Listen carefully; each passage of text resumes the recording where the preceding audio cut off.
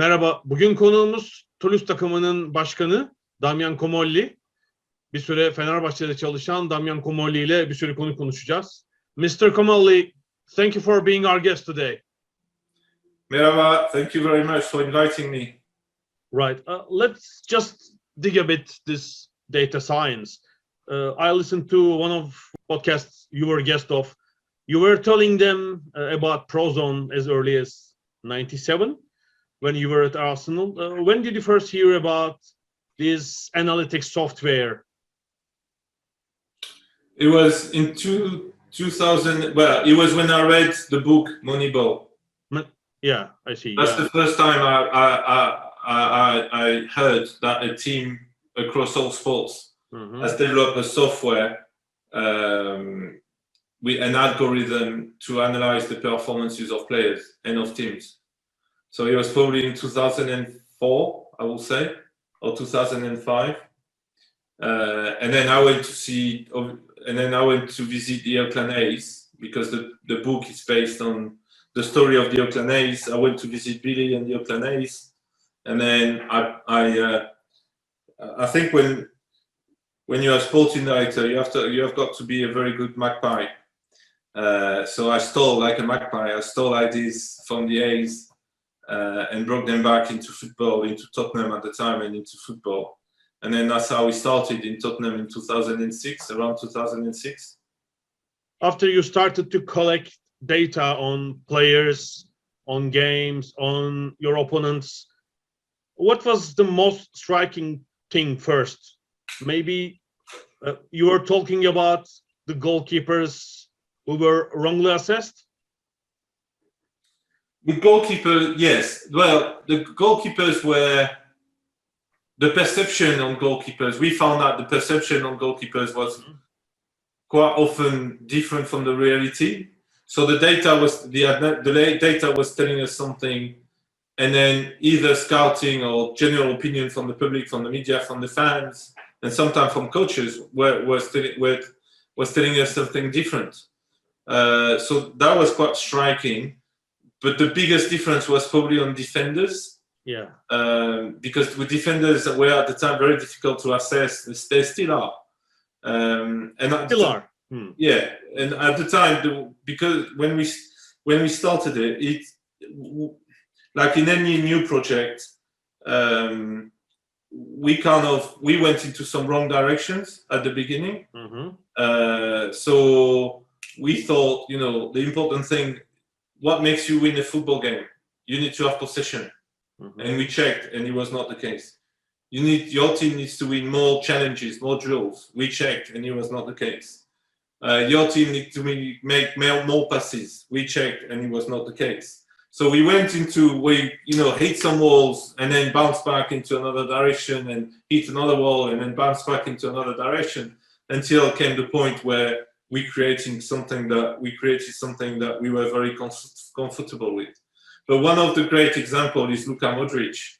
So when we signed Luka Modric, people were saying he's never successful in the Premier League. He's too small. He doesn't win the ball back. He doesn't tackle. He doesn't win challenges. He doesn't make assists, and he doesn't score goals. Okay. I said, I hear that. I hear all that. But we still think he's a great player, or a great player in the making. And obviously he's been, elected best player in the world in 2018 after the World Cup. So it was typically the type of player where the perception from the market, from the football market, football industry as a whole, was so different from the data and how we could read into the figures and interpret the data. How do you foresee the future of data science in football? I think we are. I will not say we are at the beginning because clubs like us or other clubs like Liverpool, Spurs, Brentford. I mean, many clubs are using data and they are very good at it. But we're still a long way to go. So we are probably 15 years behind baseball, for instance, in the US, maybe 20 years. So I think the clubs who are not going to use data in the future will be left behind. and it's not only in the recruitment process. It's, you know, almost in every decision that we make every day on the football side, we are data driven. So whether it's, you know, how has a player recovered from a game, has a player slept well, can a player adapt to a certain type of football, all the defensive aspects of the game as well. It's just early days on this aspect. There are also certain leagues which are not covered. So Turkey, first division, for instance, League One in Turkey is not covered by data, and we know there are a lot of good players there. Actually, probably the best young players are not in the Super League in Turkey; they are in First League. So there is a lot more to do, a lot more to explore. Obviously, AI will come onto the market and apply to football. So God knows where the limits are. It's not a feeling. I'm convinced that it will. Data and data analytics will have more and more weight in the way football clubs are being managed in the near future. But I'm convinced 100%. But how far will it go? No one knows. And finally, let's talk about Fenerbahçe. You signed with them on 12th of June 2018. Were you already in contact with Fenerbahçe people before then? I'm sure you were. Yeah, because I worked during the presidential campaign of Fenerbahçe for the election. I worked with Ali Coach for about 12 months before the election on his football program. 12 months? Yeah, about 12 months or 10 months. Okay. I think we started in August 2017. Right. And the elections were, I think he got elected on the 3rd or 4th of June, 2018. And then and then the next day I arrived in Istanbul. So I knew Ali Coach for probably 2 years before the election, 2 or 3 years, and worked with him for about 10 months before the election. Yeah. And what were you working on for in those 10 months before the elections? Everything. We were assessing the team. We were assessing the playing style. We were trying to understand if there were any interesting players in the academies from under 15 and 16 up. So we went to watch every game, a lot of games of the youth teams, Fenerbahçe youth teams. We were, trying to work on different projects that we could implement from the first day or in the first few months that if in case Ali Koç won the election. That was the idea. We defined the playing style. What was Fenerbahçe's playing style? How the team should be playing? Looking at history. It was an interesting process. Right. In Fenerbahçe, there is always the talk of title run in every season. What was your original plan after you signed with them? First of all, I wanted to build a club that was sustainable over a long term. So I wanted to make the team a lot younger because we had the third oldest team in Europe. Out of 31 leagues, we had the third oldest team in Europe. In the oldest league in Europe. So I wanted to make the team younger. Obviously, I wanted to, at some point, win the title. I think one of the mistakes we made is that Ali Koç said, we are going to win the title in the first year. I think we were not ready for that. He wasn't ready for that. I wasn't ready for that. The team was not ready for that. And the club as a whole was not ready for that. And then, build an academy, a youth development program, which would have been the best in Turkey and one of the best in Europe. Build a high performance environment, a culture at the club of winning and consistently winning over the years, and stop, overspending all the time and signing players who were well into their 30s, etc., etc. So that was the thinking, and having a proper playing style, attacking playing style, and values that the fans could identify to again, because there was a kind of breakup between the fans and the previous board. Right. Before we arrived, the stadium was almost half empty, or totally empty sometimes, and that really concerned us. So we wanted to rebuild a football style that will attract the fans. And what worries me now is that when I watched the game against Lisa Sport the other day, the stadium was empty again, and the fans were protesting against the ball. And as a Fenerbahçe fan, because I am a Fenerbahçe fan for sure, it hurts me to see the stadium empty, and being exactly back to where the club was before the Ali coach got got elected. Especially summer transfer window is a mess in Turkey. All the fans expect huge signings during summer. In your first transfer window, were you able to recruit what you expected in this summer? No, because we prepared during those 10 months before the election. We prepared thinking, first of all, we knew there were issues with financial fair play, but we didn't know how bad it was. And secondly, we had no idea the amount of the debt. The debt was 400 something million, 450, 60 million, or whatever it was. It was just incredible. This we didn't know.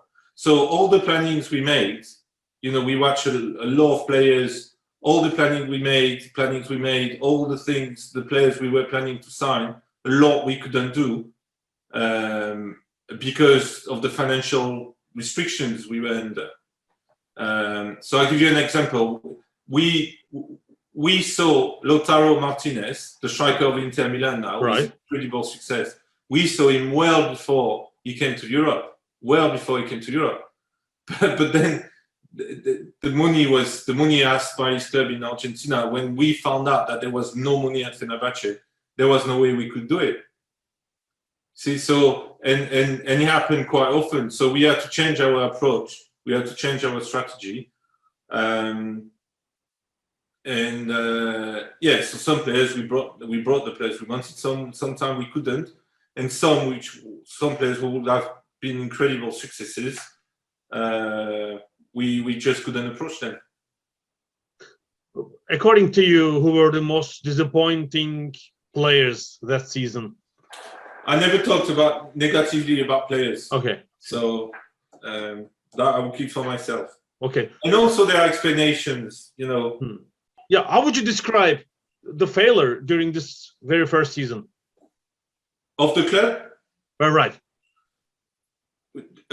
Different reasons. First of all, the very same reason Fenerbahçe is now 10 points from Trabzonspor and is having a bad season. It was already the case in 2018.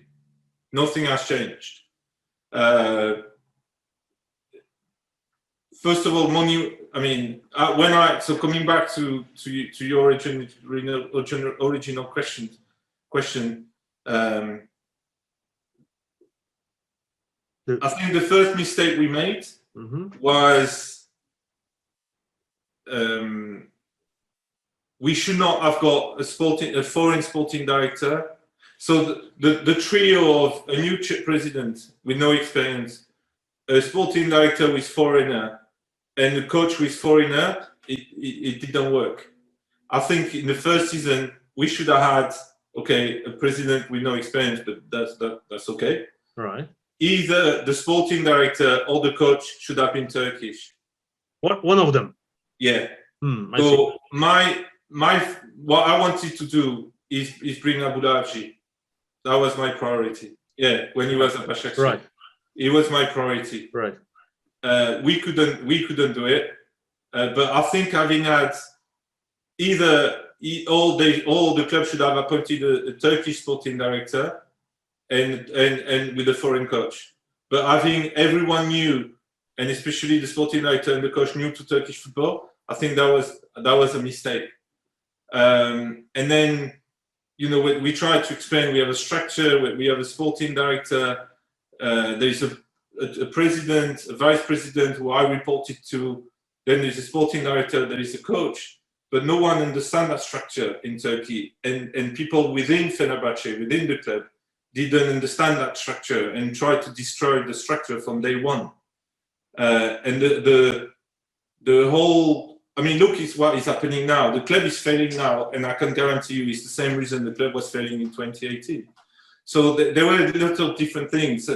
And the frustrating thing is, so we signed Slimani. It didn't, everyone says it was a disaster. But Slimani, since then, he played for Monaco and he plays for Lyon. We signed Ayew, people say it was not good enough. The year after, with Swansea, he scored 18 goals and he had 11 assists. We signed Frey. Everyone said Frey is the worst player Fenerbahce has seen. He's now the top striker in Belgium. I had a conversation with the sporting director of his club in Belgium 2 weeks or 3 weeks ago. He said every club in Europe wanted. You know, it's all this. We signed Ferdi for the long term. We signed Berke for the long term. We started to put things in place in the academy. So Mohamed Kumushkaya, who is not playing Mami, he's a player that we found and we started to develop. If we would have had time, if people would have give us time, the team will be, you know, full of a top Slimani, a top Frey, a top Zanka, who is now playing in the Premier League for Brentford. And I can guarantee you, Brentford will beat Fenerbahce today. Brentford is a top team.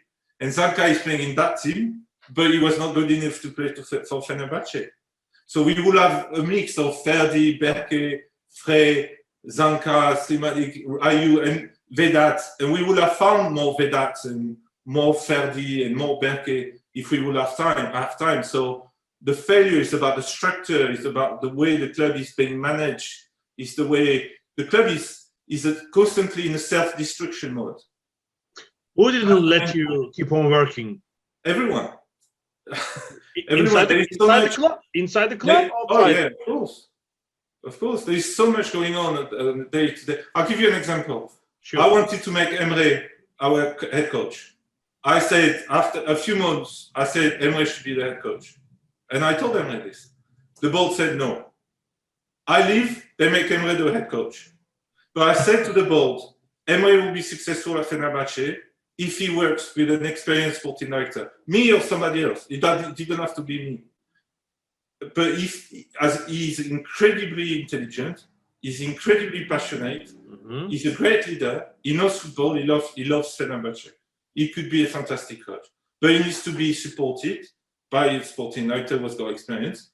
And the board, they told me no. I leave, they make him the coach. Now look how well he's doing at Başakşehir.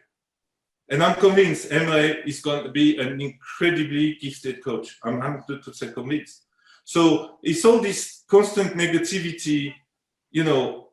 I keep saying to the board, we need to ask questions to ourselves. Why players who are very good outside come to Fenerbahce are not good, leave Fenerbahce are good again. Typically it's the Frey, it's the Slimani, it's Zanka. I mean, Zanka leaves Fenerbahce on a free transfer. He signed for Brentford. He's regular at Brentford. Yeah, right. Yeah. How is that possible? And deep down, I know, and I'm not the only one, Emre thinks exactly the same. In my last season, before I resigned, I left the club, because I resigned 12 months before, almost 10 months before. We, at the end, before the break, we played Beşiktaş at home. We beat them 3-1. We killed them. After that game, I remember Emre was injured. He came to see me. He said, "We should not sign anyone. We keep quiet. We keep working, and we are going to win the championship." And I was totally in agreement with him. The next game, we went to Rize. We won. The next game, I was gone then. They played in Gaziantep. They won. The next game, they played at home to Başakşehir. I remember I was watching the game at friend's house in Istanbul. They absolutely destroyed Başakşehir. And I'm thinking, and I told my friends around the table, the dinner table at the time, there is no way that Fenerbahce is not champion. And then Fenerbahce explodes internally. So that stuff that I really feel that we robbed ourselves from the championship in 18-19. I really do. because we had the best team, the players felt confident. When we played high intensity, like we played against Beşiktaş or Başakşehir, there was no way anyone could stop us, no way. But there is so much going on that the club is almost impossible to manage on a day-to-day. And it ended up, that season they finished 7th, this season they are 10 points from Trabzon, and it's a real shame. You first decided to resign on February 25th, 2019. Why did you go on and left a year later? Because my contract didn't allow me to leave unless my resignation was accepted. Okay. and I couldn't speak to the club, I couldn't speak to anyone on the board for 3 or 4 months. Nobody will pick up my calls, nobody will answer my emails. So I was left in the dark for 3 or 4 months with no discussion. 3 or 4 months before you left, or? No, after I resigned. When I decided to serve my notice. I mean, I see, the early 2019, yeah, okay. Yeah, all this time. Okay. And if I would have left, the club could have sued me and asked a lot of money from me. So I thought, if I do it, I'll do it the right way. I need to serve my notice, which is 12 months. I'll start serving my notice, and hopefully they will let me go before. But if they don't, then I'll stay for another 12 months. And the second time, when I really left, I just couldn't take it anymore. It was just impossible to deal with. And the frustration of seeing the team that we spent so much time and energy built with getting Emre, with getting Altay, with getting Vedat, etc., to see that Gustavo, that team was being kind of attacked from within and destroyed, where that very team, Emre and I, we were convinced, and Ersun was convinced as well, that we will win the championship. Seeing that team being destroyed from within, like I said, whatever, you can sue me if you want, but I'm leaving. And finally, did you ever regret having signed for Fenerbahçe? No, never. Never. I never will. Yeah. I fell in love with the country, with the city, with the people. I fell in love with the club. I watch every EuroLeague game that Fenerbahçe Beko is playing. Really? Of course. Yeah. Tonight I'm going to watch the game. I watch Fenerbahçe when I have time, because most of the time we play at the same time. Right. But then the football kills me when I see the team playing like they are playing now, and the stadium empty, and people asking for the ball to resign. It kills me. That really kills me. Mr. Comolli, thank you very much for being our guest.